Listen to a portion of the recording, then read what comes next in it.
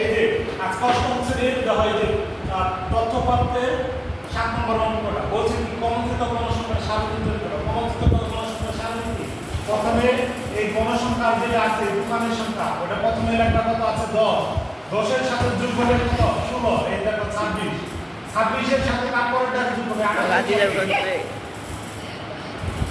তাহলে এই যে 6 8 কত 14, এক হাতে 5 54, 54 এর সাথে যোগ হবে 22, তাহলে হলো 76, 76 এর সাথে যোগ হবে কত 18, 18 যোগ করলে তাহলে হলো 8 6 14 4 8 94, এই যে 6 যোগ করলে কত 100।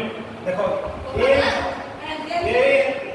10 16 এই যোগ করলেও বের হবে কত 100। এটা সবসময় কমনচিত গণসংখ্যা সারণীর একটা প্রুফ আছে। প্রুফটা হলো এটার সাথে এটা কি হবে মিলে যাবে, এটার সাথে এটা মিলে যাবে। এটা মতলব না? হ্যাঁ না না না, এটা বইয়ের মধ্যে দেখো এটা মধ্যক জানি কমনচিত গণসংখ্যা সারণী তৈরি করতে বলছে। এটা হচ্ছে ক নাম্বার, এটা ক নাম্বার কি নাম্বার ক। এবার আমরা যখন কি খ নাম্বারে আবার দেখো আবার বুঝো এখানে আছে কি দোকানের প্রতি লাভ আর এখানে আছে দোকানের সংখ্যা। এটা বলছে কি কমনচিত গণসংখ্যা সারণী তৈরি করতে বলছে।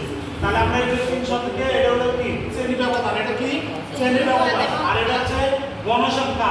কমনচিত গণসংখ্যা মানে কি কমন নয় যোগ করে আসবো। কি করবো কমন নয় যোগ করে আসবো। যেমন 10 এর সাথে কত প্রথমে 10 লিখবো, তারপর 10 এর সাথে 16 যোগ থাকবে কত বুঝিয়ে দিতেছে 54, 54 এর সাথে 22 যোগ করলে কত 76, 76 এর সাথে 18 যোগ করলে 94, 94 এর সাথে 6 যোগ করলে 100। কথা ক্লিয়ার? জি। এরকম কোনো ঝামেলা আছে কারো? তাহলে কিন্তু আমরা সহজে বুঝতে পারি কমন নয় কি কমনচিত গণসংখ্যা মানে কি কমন নয় যোগ করা, কমন নয় কি যোগ করা। Thank you.